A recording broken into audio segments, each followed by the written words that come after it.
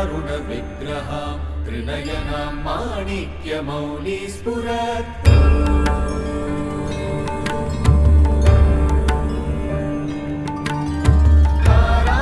तारानायकशेखरां स्मितमुखीमां मीनवक्षोरुहां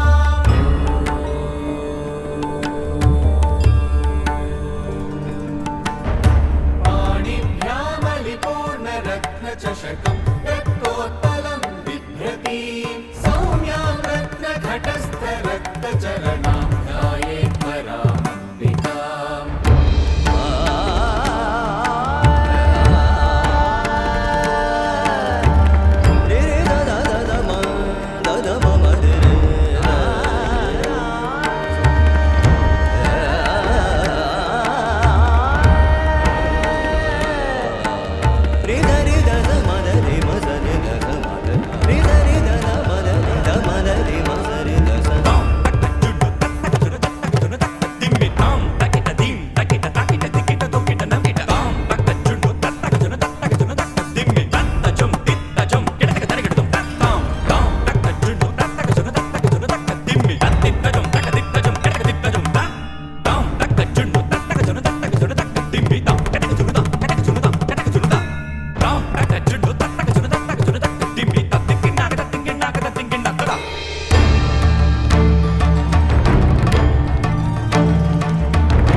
सान्निपातिकज्वर सततज्वर विषमज्वर ग्रहनक्षत्रदोषाञ्चान्या हर हर काली sir sir Gauri गम विद्ये आले माले काले बन्धे भज भज विद्ये मख मख विद्ये नाशय नाशय पापम् हर हर दुःस्वप्नम् विध्वंसय विध्वंसय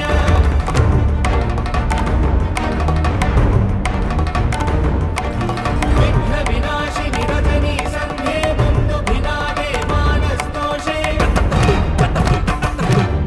मानसवेगे शङ्खिनी चक्रिणी वज्रिणी गदिनी शूलिनी अपमृत्युविनाशिनी विश्वेश्वरी द्राविडी केशवदैते पशुपति सहिते धीममर्दिनि गमनी कामिनी शबरी विराटी वाचक्री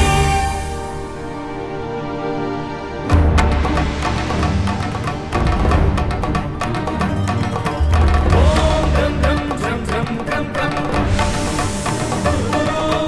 ॐ द्रं गुरु गुरु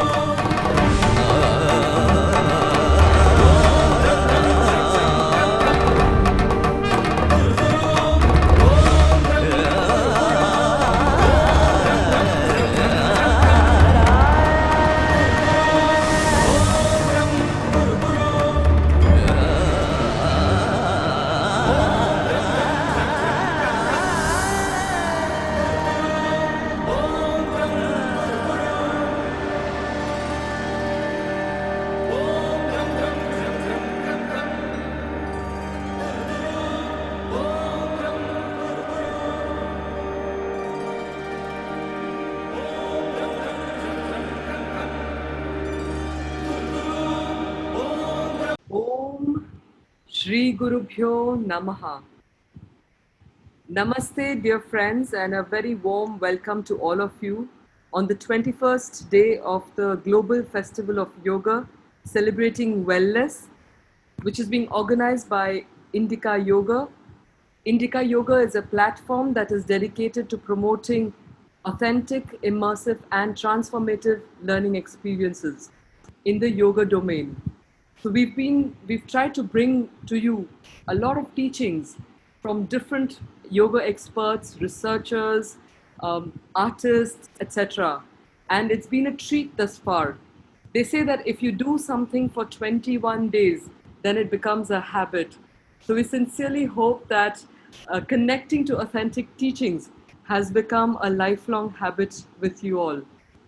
So today we have in our midst Vijay Dhruve ji. So Vijay Dhruve has a very interesting background. He is a certified yoga teacher and therapist. Under Yoga Alliance, he conducts 200 hours of yoga teachers certification programs. He conducts group classes at reputed clubs of Bangalore. He does one-to-one sessions for people recommended to him by medical doctors. Under the banner of pause retreats, he conducts workshops during weekends at a homestay in Kolar. Besides this, he also has a second degree black belt in karate. But I also want to let you know that my connection with Vijayji happened in a very interesting manner because I was looking for someone who would talk to us on how yoga can benefit sports people in particular to improve their performance. And he shared a very interesting article with me, which was titled "Practice Alone Won't Make You Perfect." So in the Yoga Sutras, they say that Abhyasa and Vairagya are two ways in which you can master the techniques that are being promoted by the yoga or that are being proposed by the yoga tradition. But Vijayji has this new angle where he says Abhyasa alone is not good enough. That Abhyasa won't make you perfect. It has to be Abhyasa with a purpose. So not doing the same thing, making the same mistakes many times, but doing it consciously and with a purpose is what is going to improve your performance in everything. And in this context, he is also, I would like to mention, he is a trainer at the Tarun Sardesai Golf Academy, where he helps sports golfers in particular get improve their aim and become better, excel in their sport. So with these few words, Vijayji, a very warm welcome to you. And we have a his lovely daughter Nivriti is here with us, who will be demonstrating the asanas as he takes us down this particular session, which is called Mindfulness, using the principle of reciprocal inhibition during asana practice. So Vijayji, a very warm welcome to you and to Nivriti. We're looking forward to this session. And for the audience, you will have questions. Please follow the practice. You will have questions. At the end, make sure that you are putting your questions in the Q&A box that is there in your frame there. So with these words, Vijayji, over to you. Good morning. My name is Vijay. Today's session is titled Mindfulness using the principle of reciprocal inhibition in your asana practice. My teacher always told us when we were learning yoga that advanced yoga practice is not simply doing complicated asanas, but bringing in the quality of mindfulness to even simple asana practice. What is mindfulness and how can we bring this quality of mindfulness to our yoga practice? Putting it very simply, mindfulness is being in the here and now. As the clinical scientist John Kabat said so beautifully put it, mindfulness means paying attention in a particular way, on purpose, in the present moment, non-judgmental. I will repeat, mindfulness means paying attention in a particular way, on purpose, in the present moment, non-judgmental. Now, there are various techniques which we can bring in this quality of mindfulness to our yoga practice. The primary one that most yoga practitioners use is to watch the breath while they do their practice. Another way is to watch what happens to the body during its movement and stillness during the asanas. The third aspect is to watch your thoughts, which is what most Buddhist practitioners do. They watch their thoughts. But today, I would like to focus on the principles of anatomy and physiology to bring about this quality of mindfulness. Now let's look at the term reciprocal inhibition. It is a reflex that happens when you move. For example, when you bend forward, the forward bending is brought about by contractions of the abdominal muscles, the rectus abdominis, the internal external obliques, and the transverse abdominis. So when those muscles contract, the spine flexes, and the muscles at the back, called the erector spinae, stretch. This is reciprocal inhibition. All right? Now, another example, if you want to move your arm towards your shoulder, you bend the elbow. So the elbow flexes. The flexion of the elbow is brought about by the contractions of your bicep muscle. At the same time, the triceps, the muscles behind, will stretch. Now, this is reciprocal inhibition. It happens as a reflex. However, if you want to improve your asana practice, if you want to go deeper into your asanas, then we can consciously use these muscles to bring about a better movement, a safer movement, and a deeper movement. Let us identify for today's session 4 major muscle groups, right? Let's look at the first one, your biceps and your triceps. So when the biceps contract, the triceps will stretch. And when the triceps contract, the biceps stretch. The second pair, the abdominal muscles, your six-pack, when they contract, the spine flexes forward and the muscles at the back, which start from your hips right up to your neck, called the erector spinae, will stretch. All right? Now, the third set of muscles. When you flex your hips, when you raise the knee towards your waist, you are contracting your hip flexor muscles, the psoas major and the iliacus. When you take the leg backwards, extending, then the hip flexors stretch, extend, and the glutes will contract. So the 2 pairs of muscles here are the psoas major and the iliacus, and opposing that is your gluteus major. All right? Now, that's the third pair. And let's look at the fourth pair now. When you bend your knees,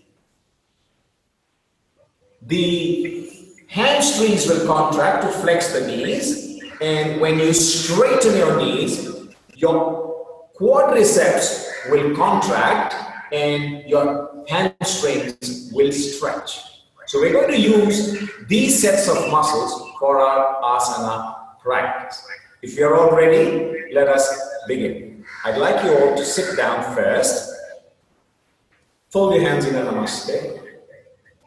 Let's center ourselves, bringing our minds, our bodies, and our breaths together. Take a nice deep breath in. And let's chant the word Om. Om.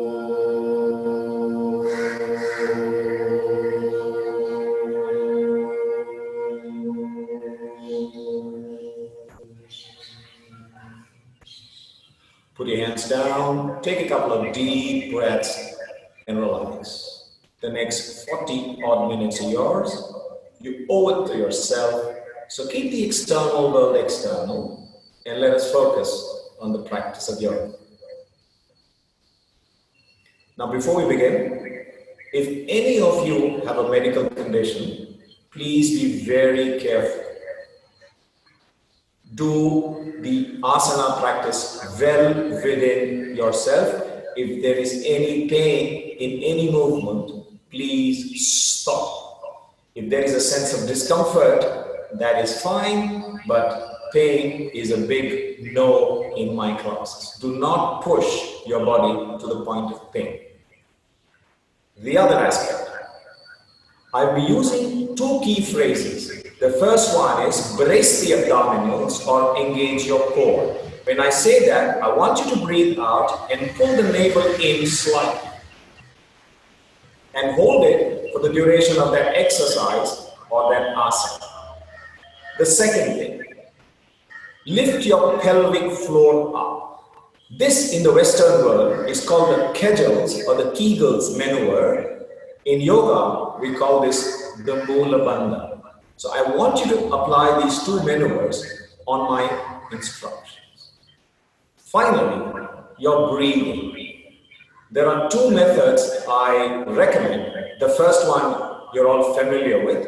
It is called abdominal breathing, or more precisely known as abdominal diaphragmatic breathing. Your chest and shoulders will remain still. When you breathe in, the belly goes out. When you breathe out, the belly goes in. Secondly, this is called thoraco-diaphragmatic breathing. And if you want to do this, which I highly recommend, it's one of the best ways of energizing your body because the perfusion ventilation ratio is the best in this case. For this, I'd like you to keep your core and the pelvic floor very slightly engaged. Now when you breathe in, you will notice a nice three-dimensional expansion of your rib cage as you breathe in. And as you breathe out, the rib cage goes inwards and downwards. This is known as thoraco-diaphragmatic breathing. You choose any one of the two. Now, let's begin our practice. Please stand on your mat. Keep your feet mat width apart. We'll do a few dynamic warm-ups before we go to the major program or the core program. Now, make sure the weight is equally distributed within the ball of the foot and the heel. Your knees can be slightly soft. Your pelvis is in neutral. Your shoulders are backing down. Now, place your hands on your thighs. We'll do every movement 5 times. Breathing out, pulling the navel in, lifting your pelvic floor up. Touch your fingertips to the floor. 1 and up. 2 and up. 3 up. 4 up. 5 up. That's right, hands on the small of your back. On an inhale, bend backwards. 1 and up. Please synchronize breath and movement. 2, breathe in and out. 3, in and out. 4, in and out. 5, in and out. Now, let's try some lateral bends or side bends. Place the hands by your sides. Raise the left arm up. Go over to the right side. 1, back. 2, back. 3, back. 4, back. 5, back. And one more. 6, and back. That's right. Fold your arms across your chest. Keep your shoulders low. And now twist to your left. 1, 2, 3, 4, 5, and 6. Now, fold your hands across your chest in a namaste. Now, breathing in, stretch the arms out. Breathing out, come back. You're using reciprocal inhibition even here. Breathe in, your pectoral stretch and your rhomboids will contract. Breathe out. Inhale, pectoral stretch, rhomboids contract, the back muscles. One more time. Inhale and exhale. That's right. Now, for the final warm-up, please go to the bottom of your mat. Keep your feet mat width apart. Now, breathing out, pulling the navel in, slide your hands down. A micro bend in the knee is acceptable. Now, walk to the front of the mat with your hands. Walk back. Tuck the chin on the chest and up you come. Again, breathing out, pulling the navel in, go down. Walk to the front of the mat. Now, go into an upward facing dog. So drop your hip down, look at the ceiling. Shoulders back, shoulders down. Breathing out, go back into downward facing dog. Try to put your heels on the floor, stretching your calf muscles. You can lift your toes up slightly, contracting the anterior tibialis, your shin muscles. That will stretch your calves, allowing you to put your heels on the floor. Now again, drop the hip down, look at the ceiling. Open your chest, drop your shoulders down. So you're engaging your traps, you're engaging your rhomboids, stretching your chest muscles. Now breathing out, go back into downward facing dog. Keep a nice straight line with the spine. Create length in your spine, your ears and your upper arms are in line. Now bring your feet together. You're going to go into a three-legged dog. Keep your left heel on the floor, raise the right leg up, nice and high. Make sure the hips are square. Breathe. Now swing the right leg to the outside of your right hand. Raise the right arm up. Now bring the shoulder blades slightly towards the midline of the body, opening the chest, so you're contracting the rhomboids. Put that arm down, take that leg back into plank. Now plank, let's look at plank. Tighten your ankles, pull the kneecaps, tighten the quadricep muscles, squeeze your glutes, suck the navel in. Now give me a chaturanga, a push-up, elbows tucked in, upward facing dog, and a downward facing dog. That's right. Now raise the left leg up, nice and hard, knees straight, elbows straight, hips are square. Swing that to the outside of your left hand. Back leg knee tight, the glute to the back leg tight. Raise the left arm up. Again, shoulder blades towards the midline slightly. Put that arm down. Take that leg back, plank, chaturanga, upward facing dog, downward facing dog. Now, raise the right leg up, nice and high. Kapotasana, swing it inside. See if you can get the shin parallel to the edge of the mat in front. Now, bend backwards. Push the pelvis forward and into the ground as you raise the spine up and back. Two opposing forces. The pelvis forward and down, the spine up and back. Now, stretch forward, stretch the arms out in front. Forehead on the floor, elbows off the floor. Stretch. Up you come, go to downward facing dog. Now raise the right leg up, nice and high. That's right. Swing it inside for a Kapotasana. Now, pelvis into the ground, spine up and back.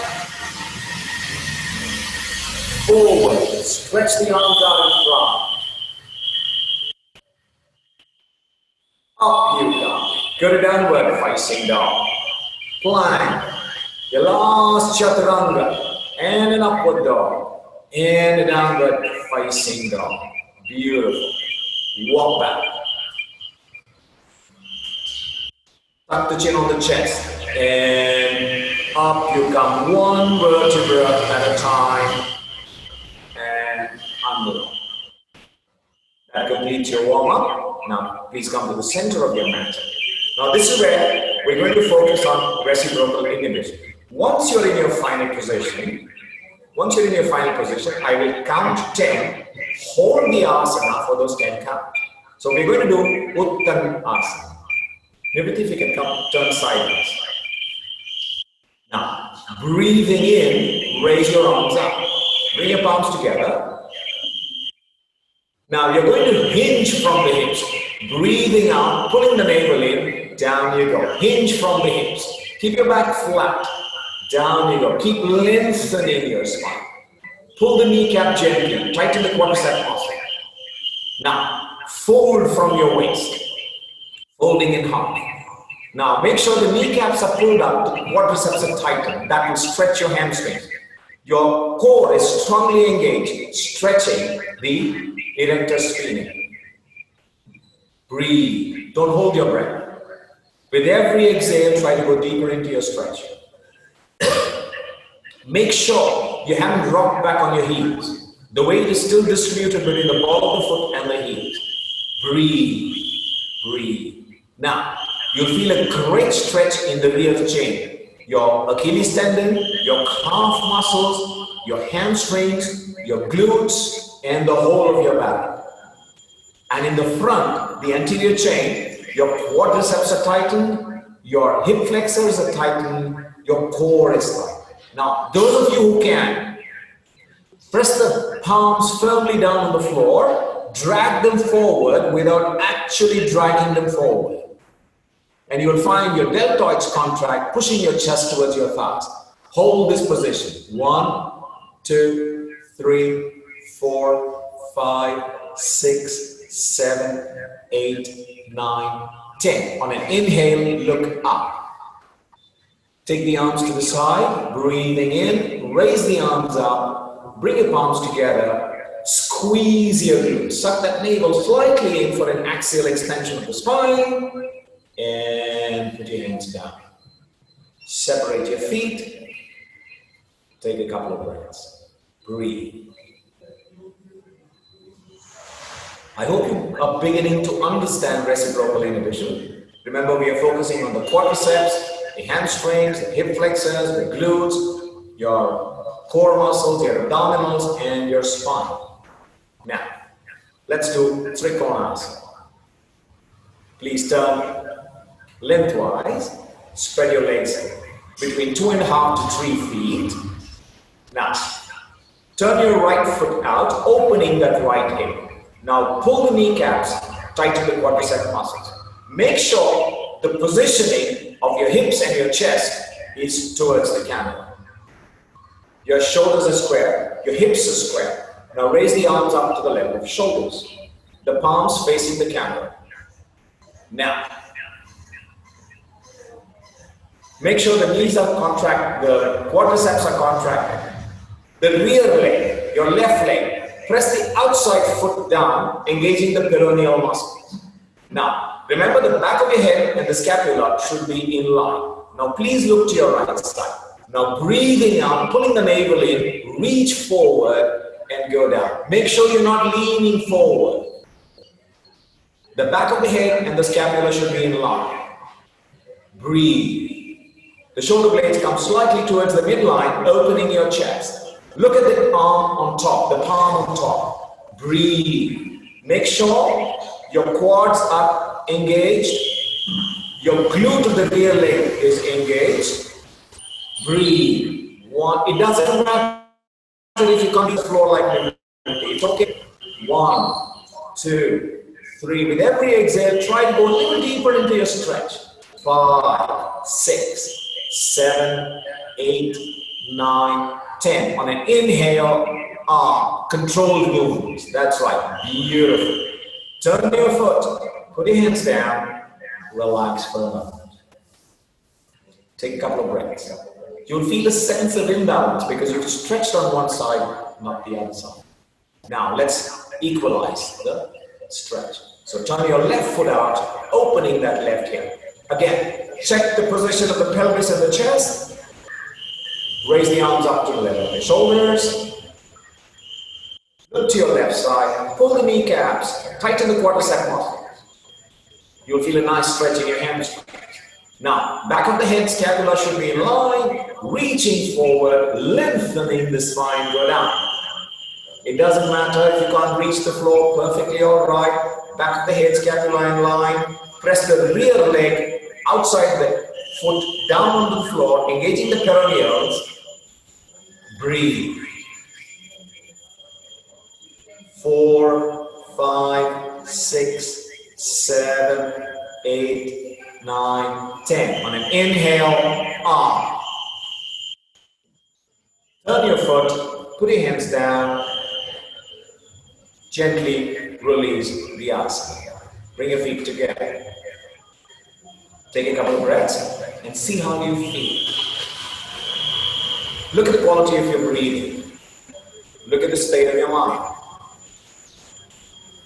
Now, Vrikshas.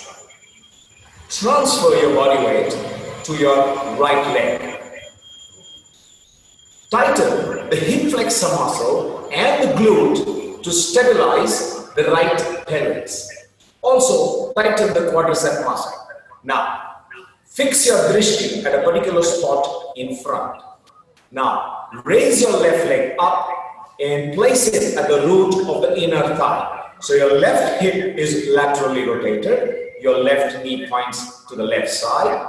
Fold your hands in a namaste. Shoulders are back, shoulders are down. Now, those of us who can, breathing in, raise your arms up. Bring your palms together and let's hold for 10. Remember, there's a co-contraction of the hip flexor muscle and your glute of the standing leg. The kneecaps are pulled up, quadricep is tightened, palms are together, but the shoulders are not raised up. Don't shrug up. Keep your shoulders down and relax.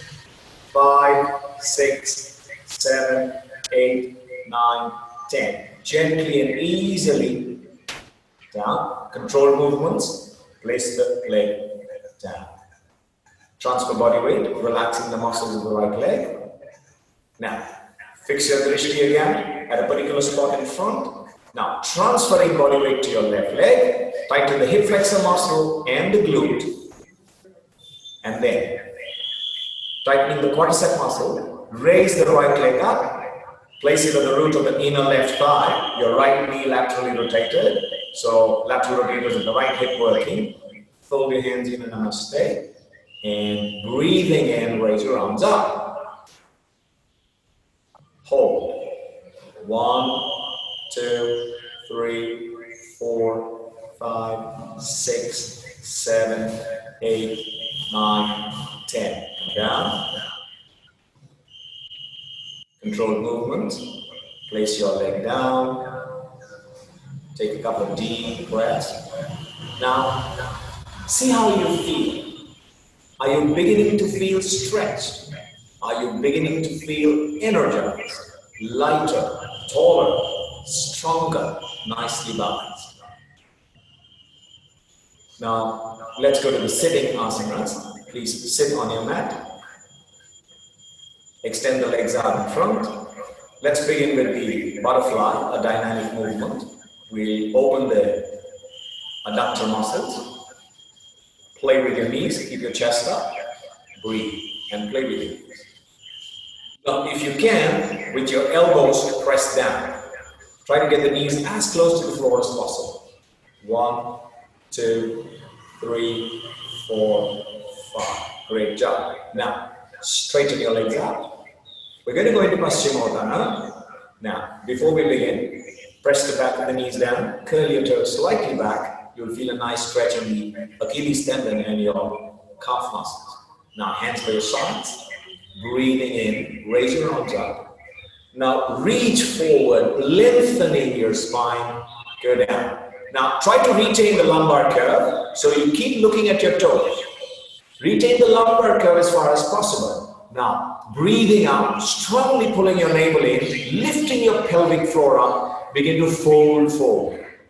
That's right. Those of you who can get the elbows onto the floor, please do so. You'll be contracting your biceps and triceps. It's a co-contraction. Now, pull the kneecaps, tighten the quadricep muscles. You feel a great stretch in your hamstring. Take your chest towards the thighs or the navel towards the thighs, contracting the flexor muscles and a nice stretch in your glutes. Breathe. Try to look at your toes. Do not take your forehead to your knees, rather take your chin. Retain the lumbar curve of the spine as far as possible. Hold back.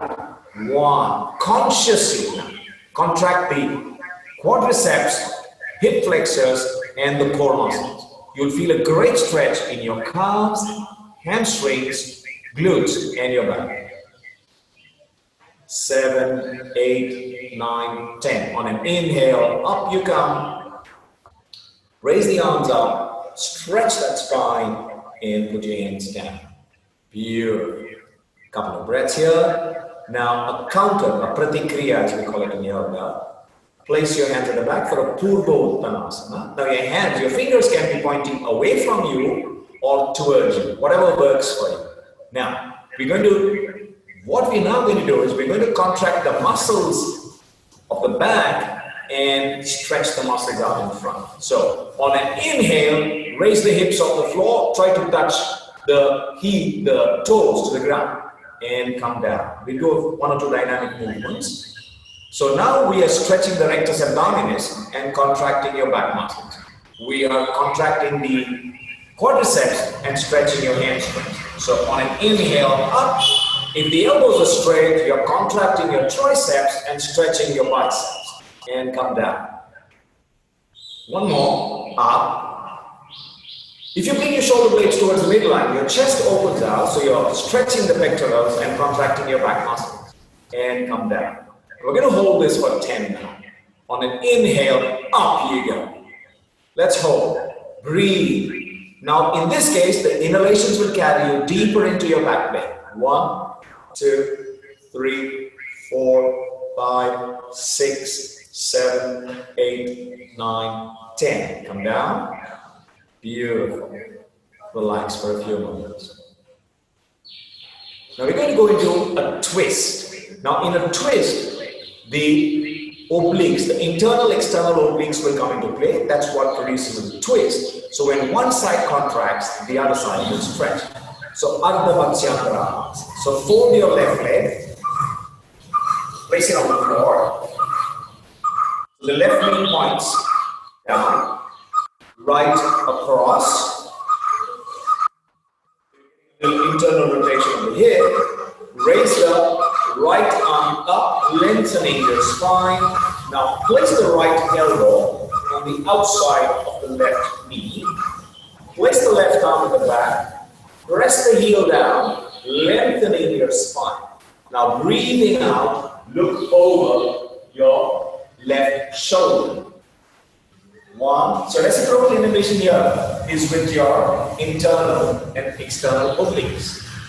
5, 6, 7, 8, 9, 10. Release. Switch legs. Raise the right arm up or left arm up and place it on the outside. Place the other arm in the back. Press the heel down. Feel a nice lengthening of your spine. Even your pelvis feel a little lift. And now breathing out over the shoulder.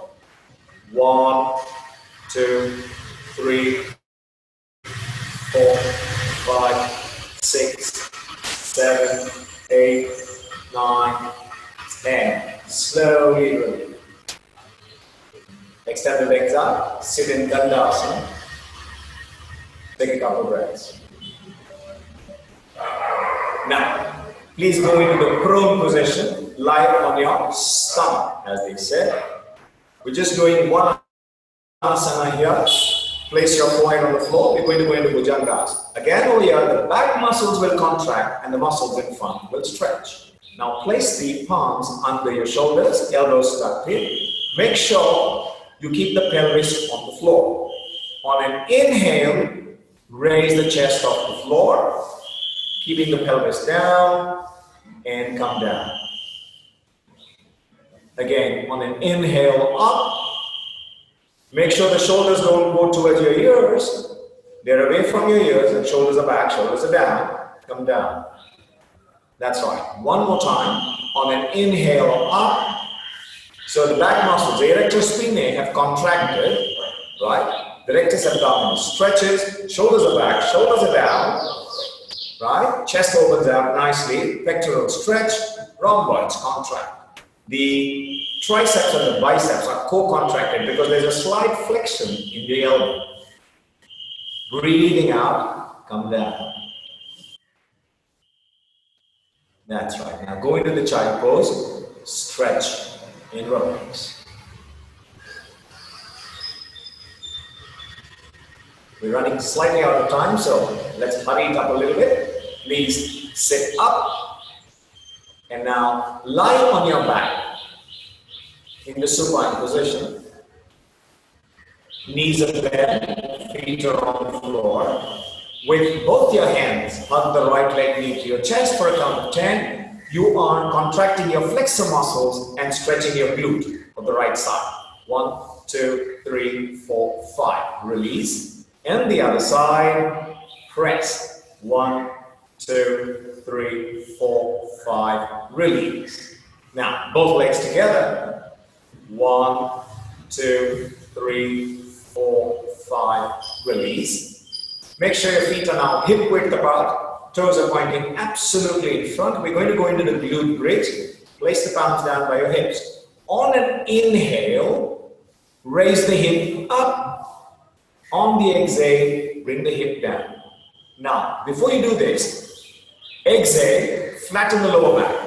Now, raise the hip up, raise the lumbar spine, mid spine, and onto your shoulders. Reverse the process. Come down on the exhale. On the inhale, go up.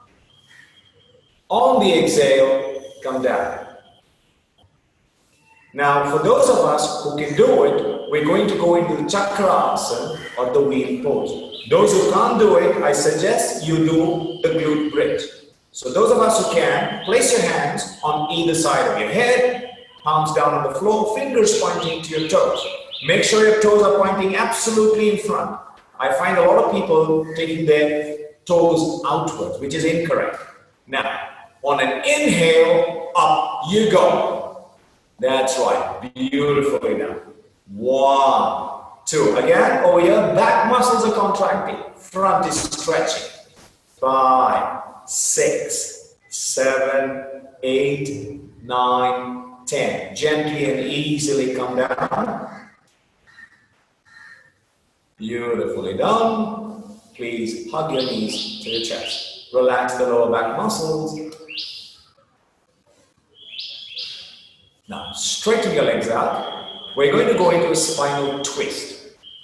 So the legs are straightened out. Place the arms out right angle to your body. Bend the right leg knee. Hold the outside of that knee with your left hand and gently press it down to the side. Please look at the opposite arm. 1, 2, 3, 4, 5, 6, 7, 8, 9, 10. Very gently release. That's right. Now the other side. Hold and down you go.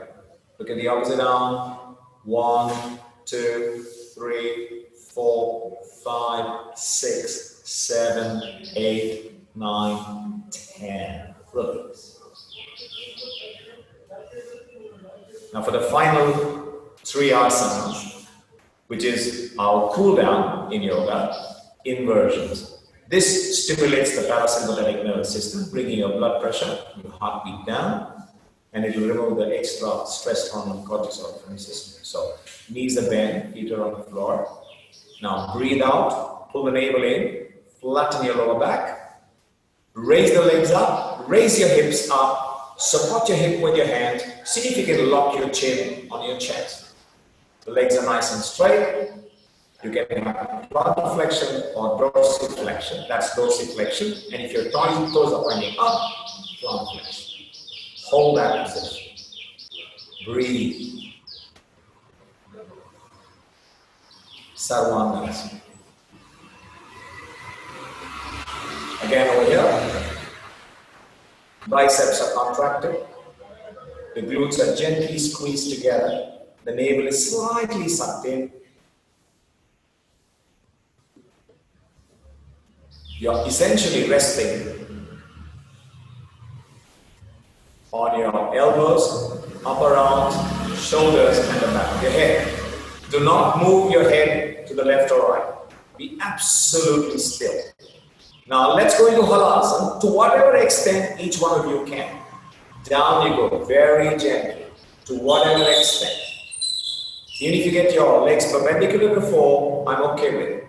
Those of you who can go totally down, please do so. Halasana. Beautifully done. Again, abdominals have contracted. The hip flexors have contracted. Quadriceps have contracted to keep the knees straight. Consciously do it. Focus on these muscles. On an inhale, up you come, back into Sarvangasana. Now from here, we're going to go straight into Matsyasana. Alright? So, down you go. Place your hands under your body, one palm on top of the other. Overlap the palms. Straighten the legs out. Lift the top of your head. Put it on the floor. Bring the chest up nice and high. Matsyasana. You get a beautiful exaggeration of the lumbar curve and the neck curve. Breathe. Again, here, the neck extensors have come into play. The flexor, neck flexors will stretch. Breathe. And on an inhale, Release the asana. Enter into shavasana. Spread your feet about a foot apart. Your hands are about 12 inches away from your hips. Palms facing the ceiling. Take a couple of deep abdominal breaths.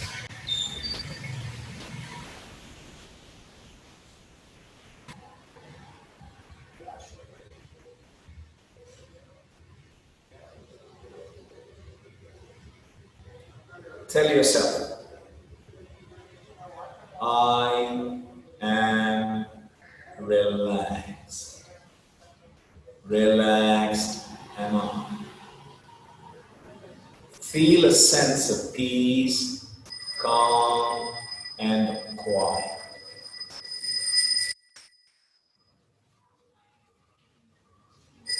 Bring some movement into your fingers and toes. Gently turn either onto your left or the right. If you have low blood pressure, please turn onto your left. And then gently and easily sit up. Sit up tall. Shoulders back, shoulders down. Close your eyes. Take a couple of breaths. Ask yourself, was I mindful of what I was doing? Or were my movements mechanical in my mind elsewhere? If it was, resolve. Next class, I'll try to be more mindful. Ask yourself, did I understand the principle of reciprocal inhibition? Was I consciously able to apply it? Now look at how you feel. Are you feeling stretched? Are you feeling energized? Are you feeling lighter, taller, stronger, nicely balanced? It may not happen in one session, but eventually you will get there. Let's close the session with the chant Om. Please fold your hands in a Namaste. And together with me, take a nice deep breath in.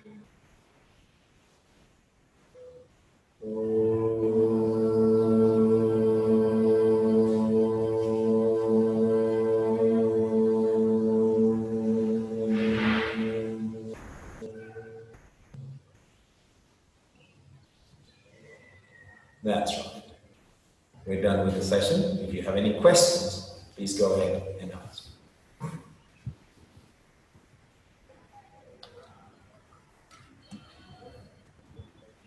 Thank you very much, Vijayji. It was a very beautiful session, and Nivriti did a wonderful job of really giving great detail in her practice as well, demonstrating it with great detail. We have a lot of appreciation from a lot of your students who have joined our session, and they are recommending your training sessions to all, saying that he's an excellent teacher and you've been their guru for the past few years and very knowledgeable and humble. This is from Geeta ji, who's saying that my deepest respect and gratitude to him. So a lot of appreciation, as I said, but there are also there's a little apprehension from Huzaifa ji, who's saying that it will need a lot of practice to be so correct in doing your asanas. So what would you recommend to our participants on perfecting their movements to achieve? The primary thing is to first do the practice correct. So for that, I suggest they go to a certified yoga teacher, one who's familiar with anatomy and physiology. In our certification courses, of the total 200 hours, we spend about 100 hours just teaching anatomy and physiology. So the certified yoga teacher is very spot on as far as the anatomy and physiology is concerned. So therefore, I suggest that everybody learn from a certified yoga teacher, not from somebody who has just done yoga practice, mastered the skill, but has no clue about how to teach. Yes, I think that is a very important piece of advice, not just for aspiring practitioners of Hatha Yoga, but also for aspiring teachers to Absolutely. recognize the importance of understanding the movement, the dynamics of muscle movement. I had a personal question there also. If one is doing a particular movement, like you showed, flexing of your arms, and one is only paying attention on the flexing, the contraction part of it. How does the understanding of the reverse position make a difference? How does that really add to the practice? In the Reciprocal. Western world, Yes. How does the understanding of reciprocal inhibition, yeah. what dimension that does add? Look, it's like I said right in the beginning, it's a reflex action. It happens. But when you do it consciously, it seems to work better. A Tufts University research has proved this beyond doubt. In the Western world, they call this the mind-muscle connection. And they've said when you focus on contracting a particular muscle, the efficiency of that muscle is improved beyond your, what shall we say, understanding. There's a good 20% increase in the efficiency of that muscle. So you will find that not only is your asana improving, but you will find even your muscle strength improving. Yes.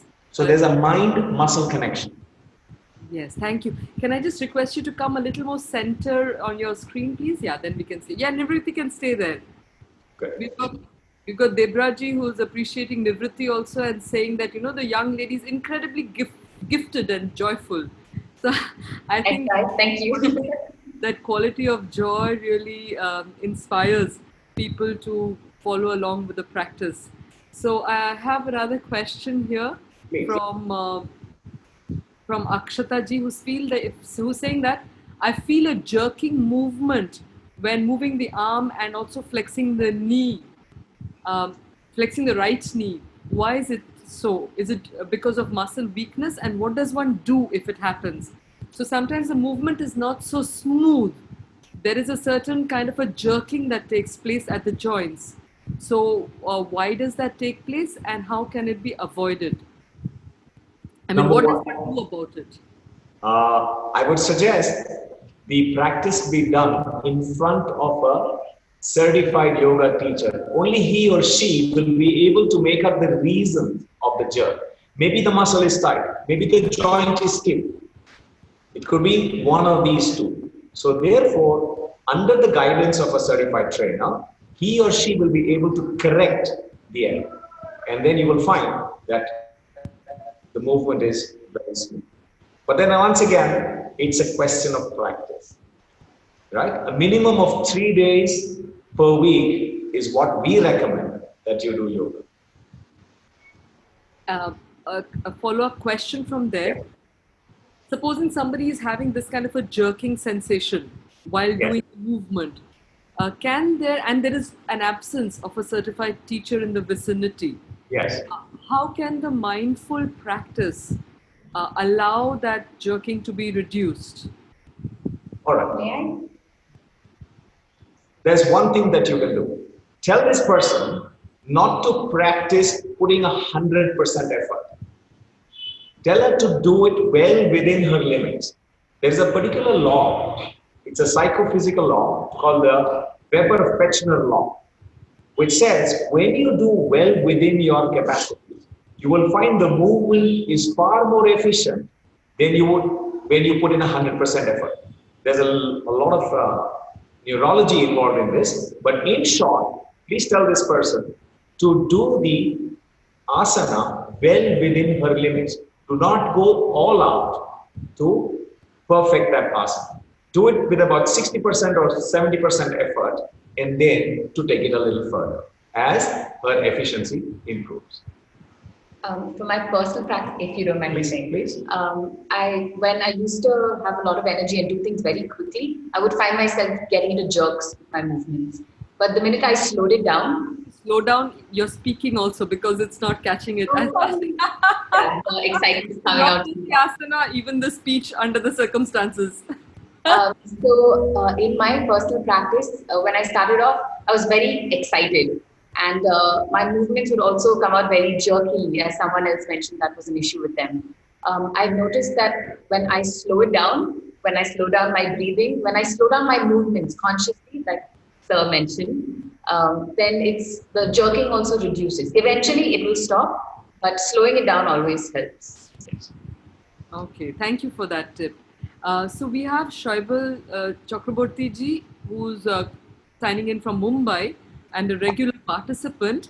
He is saying that before starting the asana practice, a little more stretching is perhaps required because some people's body structure is more stiff. So he said, kindly elaborate a way to get a better practice. Okay. Now, to be able to do chakra asana correctly, you have to look at 4 or 5 muscle groups. One of them are your shoulders. If your shoulders are stiff, then you will not be able to get the movement right. So work on opening your shoulders up, number one. Number two, there is a sufficient amount of strength required by your triceps to be able to push yourself into that position. So work on building strength in your triceps. I would suggest you do a lot of push-ups for that. Then the limitations in your quadricep muscles. If your quadriceps, your thighs are tight, then the knees will not be able to go open up. Then the last one, of course, is your back. If your back is stiff, there is no way you will be able to go into chakras.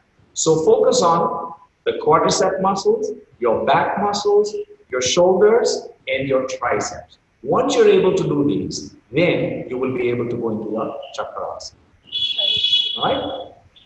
So for any asana, specifically, Okay, so if Specific stretches. I mean, I think people are also wanting to know before getting into any of this apparently more advanced practice, would you yes, recommend a certain set of stretches, understanding them from the physiological perspective, the anatomical perspective? then I will demonstrate one. Okay, at least everything will. So if you can go back to the full screen, we do the demo.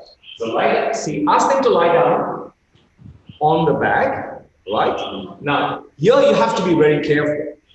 Take the arms overhead behind you. Now breathe out, pull the navel in, flatten your lower back. That is key, so that your back doesn't get injured.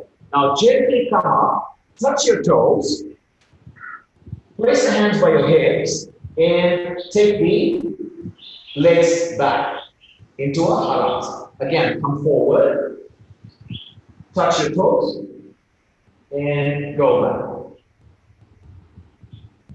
Do this about 10 times. Your spine will begin to become more flexible, and you will find then you're able to go into chakras. But like I said, you have to work on your back, your quads, your shoulder flexibility, and the strength in your triceps. Okay?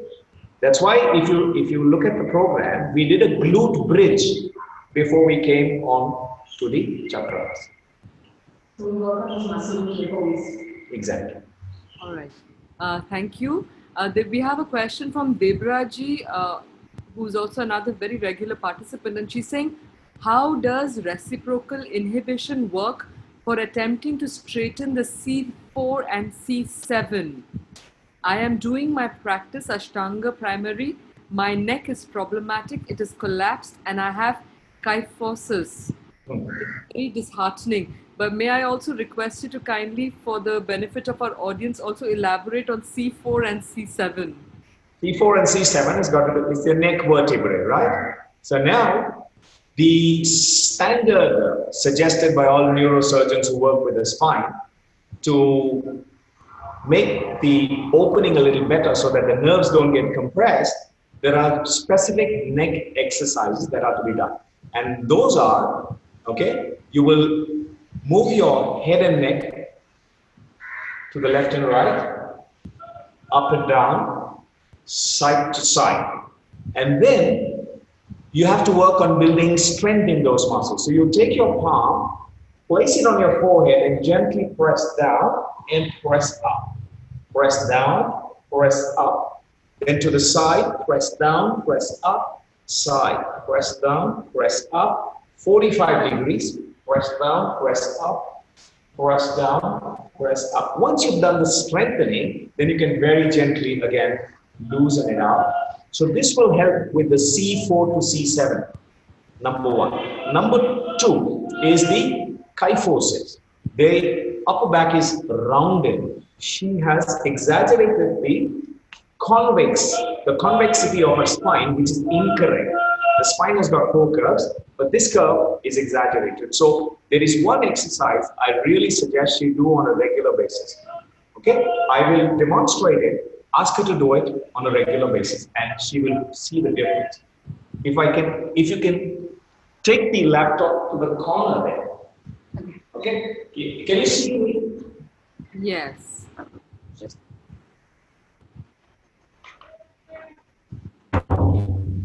Place one hand here. Go to a corner. The elbow and the palm are on the wall, a door, and here on the wall. You will come on your toes and gently go in. And hold this stretch for a count of 10 and come back. Then raise the arms up, get the elbows off the door and the wall, and then again go in. And hold the stretch again for a count of 10 and come down. This done on a regular basis will correct the kyphosis. All right.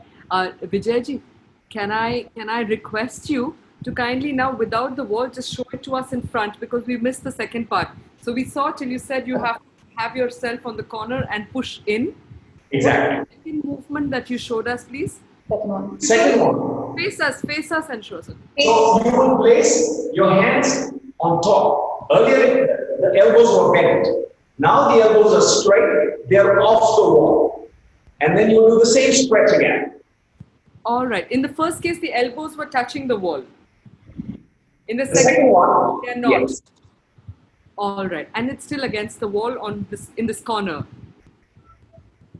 Now, is this something that you would also recommend to all our practitioners in general to relax and strengthen these muscles on the neck and shoulders? Is this something that you would recommend as a, because in today's case, we are all sitting in front of the computer so much. I'm just going to ask this lady whether she spends a lot of time on the table computer. So for that, she can do this particular exercise. Let's say she's sitting on a chair. She's working on the computer. So she's always like this, right? So what she can do is take a break every half an hour, 45 minutes. Take the hands here, right? Sit tall. Then bring the elbows towards each other. Raise the elbows up. Look at the ceiling, and then open up. Hold for a count of 5. Bring the elbows back and look down. I'll show you again. Inhale, up, open the elbows. 1, 2, 3, 4, 5, and come down here.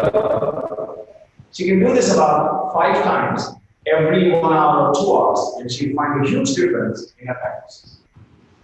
Everybody can do it. Whoever is sitting on the computers for a long period of time. Thank you for that important advice. Yes, we have on similar lines. So I guess because of your expertise in the anatomy aspect, the anatomical aspect of the yogasanas, you've got a few questions which are around these specifications on how one can feel benefited by certain stretches, etc. So Abhay Singh ji is saying that I have a specific personal question. I'm diagnosed with lumbar spondylitis and asked not to do forward bending asana. Absolutely true. Because of various practices, now I'm able to bend forward and do those asanas. So can I do much further? Can I go further? Sorry about that. Okay, so yes, if you have spondylitis, lumbar spondylitis, then it's called a herniated disc. Okay, now the thing is, forward bends in the initial stages are not recommended. However, what she has to first do is work on building muscles, strength in her core. She has to do a lot of work to strengthen her core muscles and the back muscles. I suggest he or she work with a person who knows how to use the stability ball or the Swiss ball. She can even go to a physiotherapist. They work with the Swiss ball. That will strengthen her core muscles and her back muscles. Once that is there, then she can try a forward bend hinging from the hips. This is all she will do. She will push the hips back, keep the chest out, and do a flat back forward bend. Nivriti, can you push the camera in front a bit, please? Yeah. So it is, you will, remember, this is after having strengthened her core and the back muscles. She can try this forward bend. It's called a flat back, hip hinge. This is better. Slowly over a period of time, she will be able to touch. This is a good forward bend given her medical condition. But like I said, initially, she has to work on strengthening her core muscles, the abdominals, and her lower back muscles. That is key. Please ask her. I'll give you the name. It is called McKenzie Protocol. If you can write it down, the McKenzie Protocol. Right. Ask her to look up McKenzie Protocol. There are a series of 7 exercises that will strengthen her back.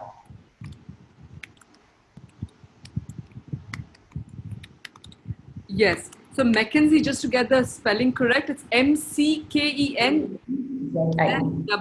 right? Mackenzie, he is a physiotherapist from New Zealand, and his protocol has been used by surgeons all over the world for this particular issue. So please tell this person to Google Mackenzie protocol. The exercise will come up. He or she can do it. Yes. Could you also, therefore, since we are talking about references, could you please suggest, Rituji is saying, could you please suggest a good book on mind-muscle connection so that it helps us in theory as well as in practice? Mind-muscle connection is basically a small aspect of fitness training. There's no book that mentions mind-muscle connection. It's not a book by itself. Is there any book you could recommend? So, the best thing to do is bring in this quality of mindfulness to whatever she or he is doing, and the mind-muscle connection will be made. But the key here is knowing where your muscle is, what the function of the muscle is. She must know where the biceps are. She must know where the erector spinae are. She must know where the quadriceps are. She must know where the adductors are. Only an awareness of anatomy will bring about this quality of mindfulness. So once again, please go to a certified yoga teacher. Thank you for that reminder. We have Dr. Namrata Reddy, another very regular participant, who's requesting for some tips for frozen shoulders. That's another very common one, and the shoulders are such a key joint for any sort of asana. So what would you recommend? And how can we use this reciprocal inhibition to open up, to loosen up? You can't use reciprocal inhibition for a frozen shoulder. A frozen shoulder is basically, there is something called the supraspinatus. It's part of your rotator cuff muscle. The supraspinatus is injured. It's hurt, it's spasmed. So you will find frozen shoulders, the arm cannot be lifted without pain. It pains a lot when they try to lift the arm up. Once they've lifted the arm up here, the deltoid then takes over, and this area will be pain-free. All right? But the initial movement is very painful. That's why they call it a frozen shoulder. It doesn't move. Right? It's not my thing to point out over here. I would suggest she visit a physiotherapist. He will unlock the shoulder. So unless we do a one-on-one personally, I cannot unlock a frozen shoulder on this question answer session. Yes. But I've given you the reason. It's the supraspinatus which is responsible. It's gone into a spasm. You can't lift that hand up. Right? And then, but once you've lifted the hand up with pain, the lateral deltoid takes over and you'll be able to lift up. Okay? So she has to see, or he has to see a physiotherapist. Thank you. Yes, thank you again for that advice. So we have Veronica ji who's saying that the sequence that you showed us today, can one practice this every day to improve those particular muscle groups? And is it safe to practice this sequence after a 2-mile walk? Veronica is also a very regular participant. So, Okay, to Veronica, even though I'm certified, I love yoga, I'm very passionate about yoga, but there's one thing you've got to understand. I do not recommend yoga 5 days or 6 days of the week. I think it will be an abuse of the system if you're constantly doing the same thing over and over again. What I would suggest is Veronica does my program 3 days of the week. On the other 3 days, she can do something that's totally unrelated to you. She can go for a jog, she can go for do a high intensity interval training, she can do weight training, anything other than yoga. In the long run, this is far more efficient, far more beneficial than doing yoga 5 to 6 days a week. I do not personally recommend it. all right. Just wanted to also add on that because she says that after a walk, so after doing maybe a long kind of an exercise like a walk, after that are these yogas, I mean, the practices that you showed, is that a good idea? Yes, it would help because the body is nicely warmed up. The core body temperature is up. The spine, the ligaments, the tendons are more pliable, and therefore she will find her yoga practice much better after a walk or nice warm up. Thank you. We have Prabita ji who's asking a little bit about breathing. So Yes. how does one combine abdominal or chest breathing during the asanas? Is there a Yes. general rule or how to No. combine? Again, not very many people recommend what I did. What I did was thoraco-diaphragmatic breathing was what my suggestion was.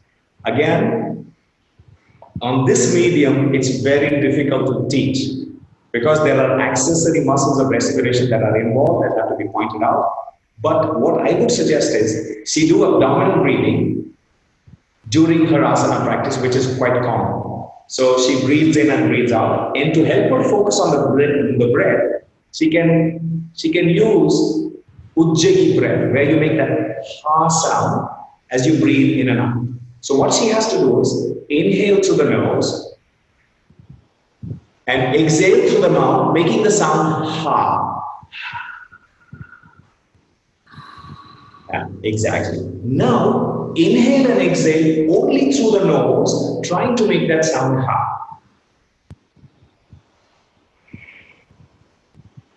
This is the ujjayi. If she does this, she will be able to focus on her breathing during her asana practice. Get it? So she has to get that sound ha. Yeah, tell me. Is there, sorry, just a follow up on there. Is there a certain combination? Like if you're doing a forward bend, then this should be, you should do a breathe out, exhalation. If you're Yes. doing this kind of position. So if you could maybe shed some light on that. Okay, here's the general rule. All forward bends will be initiated with an exhalation. So you have to exhale to go into that forward bend. All side bends, all twisting actions will be with exhalations. All lateral bends will be with exhalation. The only exception, when you're doing backward bending asanas, you will do with an inhale. So that's the general rule in yoga. Once again, forward bends, side bends, and twists all begin with exhalations. All back bends will be initiated by inhalation. That is the general rule in yoga. Another follow-up question to that, in the yoga practice, often abdominal breathing is recommended. So the breathing that we have to do, does it have to be an abdominal breathing or the thoracic breathing that you were talking about? It's a personal preference. For me, you can do abdominal breathing or you can do chest breathing. There are benefits to both kinds of breathing. Generally, in my classes, I recommend chest breathing, which is called empowered thoracic breathing or thoracidiaphragmatic breathing. But if this lady is comfortable with abdominal breathing, she can do that. Wonderful, thank you. We have a technical question. Rituji is asking that Does reciprocal inhibition work only on musculoskeletal system or on the visceral organs like liver, abdomen, pancreas, kidneys too? Look, ultimately, working on the musculoskeletal system will have an impact on your visceral system. Will have an impact on all the internal organs of the body. Yeah. So whenever you're doing a forward bend, all the organs that are lying within that range will get compressed. Right? So when you unlock, the organs will then open up. So what happens is this, what is called as a detoxifying effect.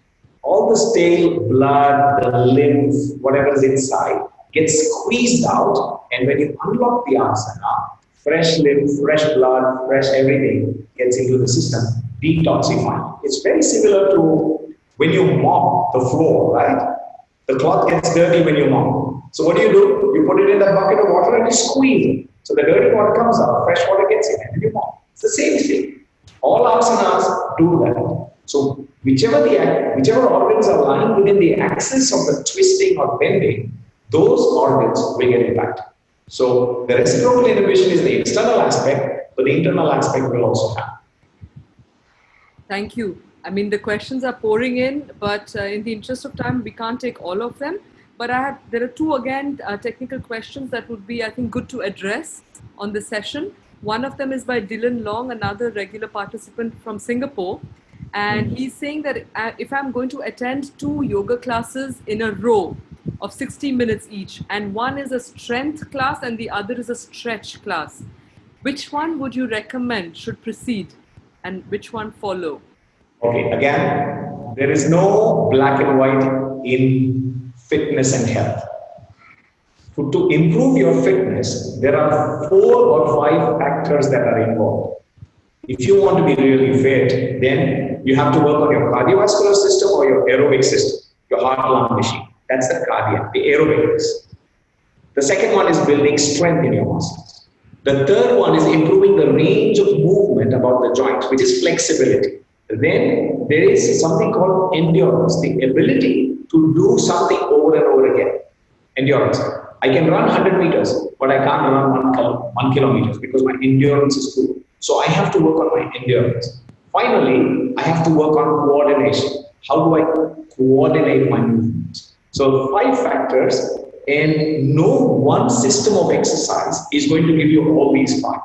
So you have to mix all these and get a complete workout. Yoga is beautiful for flexibility. It's great for also building strength because it uses body weight, but it is practically zero in cardiovascular fitness. All right. So if people think that I'll be able to run a marathon because I do yoga every day, are making a mistake. There is a term. It is called specificity of training. If you want to train for marathons, then you have to run. If you want to train for flexibility, practice flexibility, then you have to do yoga. If you want to work with strength, you have to work with weights. Right? So different things, specificity of training. So not one thing works for bringing about overall fitness. You have to be specific. Right? Thank you. There was one question regarding immunity, boosting the immunity. Boosting immunity, especially in today's context. Do you have any special recommendations for that? Any asana, any breathing technique that can help us boost our immunity today? All right. Again, immunity is holistic approach.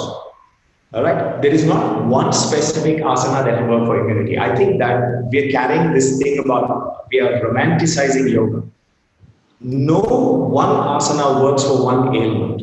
Yoga is always holistic. You have to combine a series of asanas or a series of breathing techniques to bring about a particular effect. Now, immunity can be helped, and research has proved that immunity levels go up when you practice yoga mindfully. I didn't bring in the different benefits of mindfulness practice. Okay, one of them is improving your immunity when you are mindful of what you're doing. All right. So yoga will definitely help, but a total practice of yoga, a mindful practice of yoga will help improve your immunity, number 1. Then a good diet and good sleep. And the last one, enjoying your work. If you have these, then your immunity levels will be up. Okay? So the right exercise, sleep, diet, and doing something that you love doing. Thank you for highlighting the holistic nature It's of all yogic practices. Yes. And again, this emphasis on not just abhyasa is important, but the right kind of abhyasa with our dedicated application of our mind on that particular asana.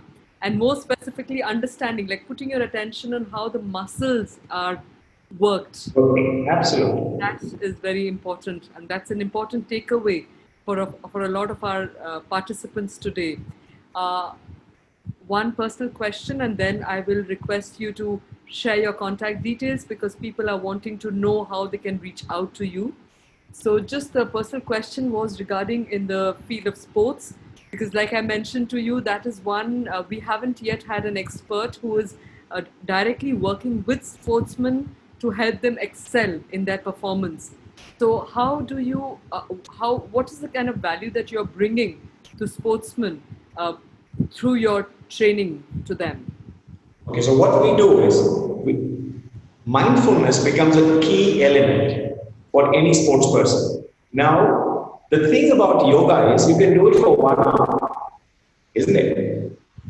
So, what you do mindfully for 1 hour, will it override what you do mechanically for 23 hours? It's not possible, right? So, you have to bring in other practices of mindfulness into your daily life, which will then make you mindful 24/7.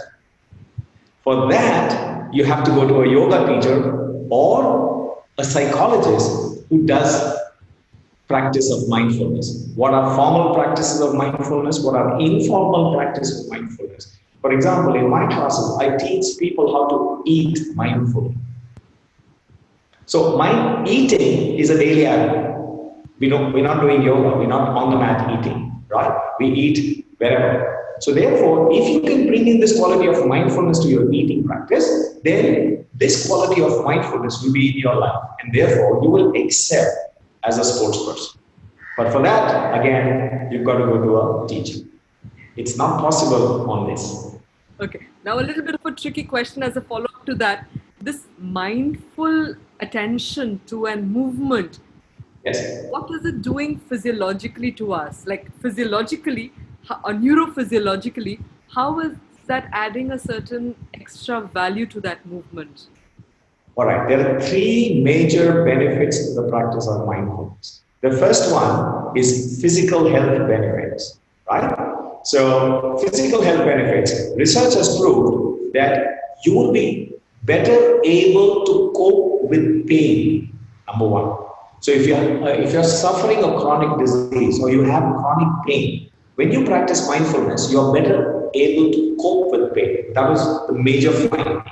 The second finding was the rise in what is known as T4 cells. These are killer cells. They help your immunity. CD4 T cells. All right. Now, CD4 T cells are a marker in the blood for increased immunity. And practicing mindfulness has shown this to be true. People recover faster from their ailments if they practice mindfulness. Okay? These are the physical health benefits, mental health benefits. Most of us have stress in our lives, general stress. Or some people have specific stress, like they could be having anxiety related issues or panic attacks or addictions. Mindfulness is known to help alleviate these problems. And the last one, which for me is the most important, it brings about a feeling of empathy, compassion, and a sense of well-being to the practitioner, which is what I want. So these are the three major health benefits of mindfulness. So this is the physiological aspect of mindfulness practice, which you're doing on the mat. Okay, thank you very much for elaborating on the benefits of mindful practice. I said a last question, but there's one question that is being repeated because I think it needs attention. So by Sanjeev ji, who says that I fractured my lumbar spine. Now it is better, but still I do all this, everything without limitations. Is there anything I could do? Is there anything I should stop doing? My walking is affected too. And is it because of the fracture? So if you would like to just help. Without knowing the extent of the break and the extent of healing, I would not recommend anything. I must know. Generally, what happens is when I get people who come to me with their issues, there are a lot of students who are doctors who are my students. For example, I have neurosurgeons who are my students. So if I have a person who comes to me with a problem of the spine, I would send this person to the neurosurgeon, and then the neurosurgeon, because he is my student, would recommend to me that this is what I want you to do. So minus a physical examination by a professional, I would not suggest it. It's not right. It's not ethical. So please tell this person he can reach out to a neurosurgeon, and then the neurosurgeon would recommend what kind of exercises he can do. And then I can recommend the exercises. That is not an issue. But he needs to be cleared by a neurosurgeon. Thank you very much for that beautiful answer, because I think more than being, trying to address the problem in itself, you have made us aware that there are no simple solutions. Everything has to be customized. And just because one knows something, to get into trying to solve people's problem can at times be more problematic rather than being a solution. So I think this note of advice, of caution, is a very important factor to bear in mind as a yoga teacher and as a yoga practitioner.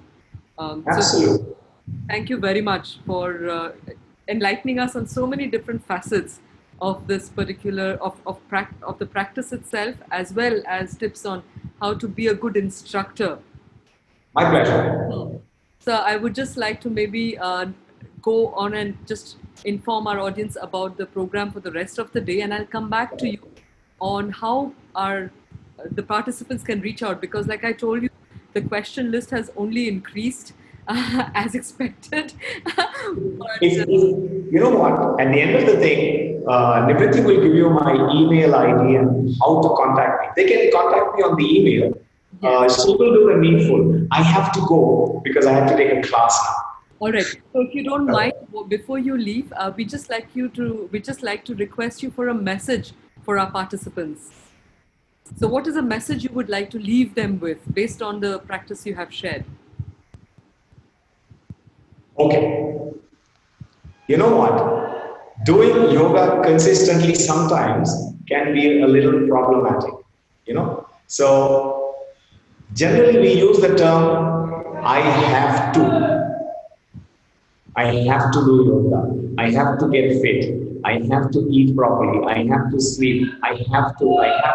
That has a negative connotation. If all of us who are watching this can shift from saying I have to I get to. I get to do this. I get to do that. I get to do my yoga. That will bring about a change in the mindset. It will bring about a change in how you communicate to yourself. And that I think is so important if you want to transform your life. Paying attention is the key to transformation. So if you want to transform any aspect of your life, start saying, I get to do this. I get to practice mindfulness. I get to do my yoga. I get to go for a run. How many of us can actually run? There are so many people who can't run. Yeah, and we look at, do I have to go for a run? Yeah, so instead of saying I have to, please say I get to. 3 simple words which can transform your life. Thank you very much. We got to attend this practice, and I think we are all very fortunate, even from Indica Yoga, to have been able to arrange this for our participants. Thank you very much. I will not hold you back anymore. Nivritti will give you the details, okay? Sure. Thank you. Thank you. Nivritti ji? Yes. Hi. Hi. So I will make the announcements for the remaining days for the day's programs, and I request you in the meanwhile to kindly type out the details On it right now. Yeah, to all attendees. So Srinivas ji, I request you to kindly show the poster for the rest of the day.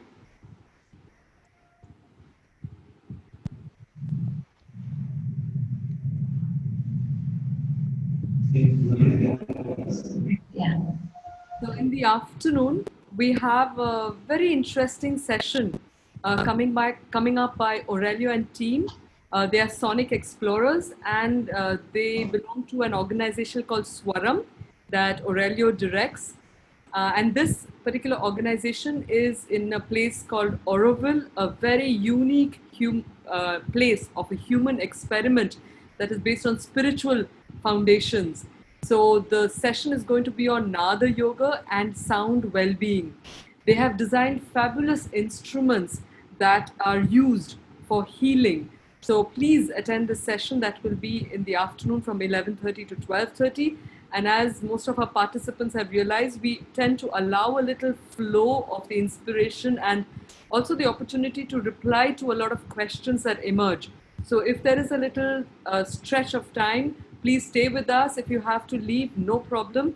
We have all our recordings that will be available on Indica Yoga Facebook page, Indica Yoga YouTube channel, as well as on indicayoga.com website.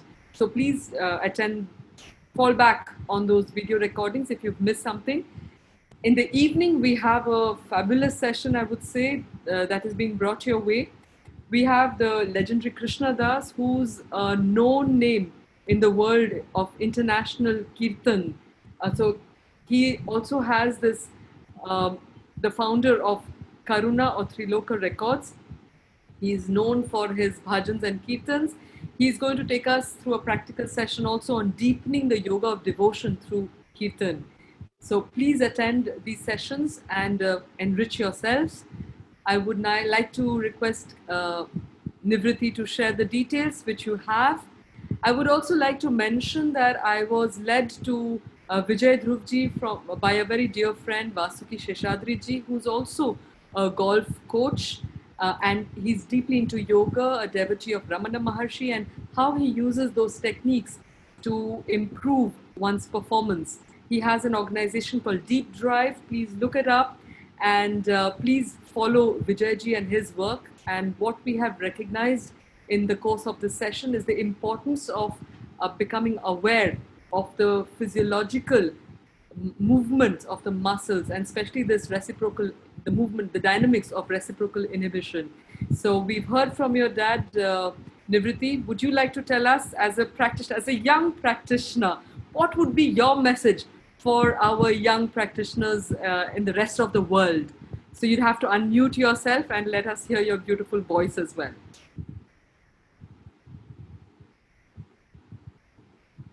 Can't hear you still. Now, is it good now? Yes, yes. Okay, awesome. I'd just like to say, first of all, thank you so much, ma'am, for this opportunity, to my dad and me, and to everyone else out there. Just like my dad said, love what you do.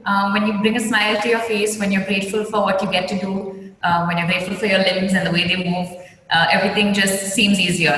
And yeah, I just feel like the more you enjoy things, the more you love something, it's not work. It doesn't become work afterwards. Wonderful. Your smile is infectious, and there are many on this session who have been inspired by it, let me say. And so thank you very much. Thanking your dad once again. Thank you all our participants for being such a fantastic audience with great questions. So keep this connection going. We have another. Thank you for all.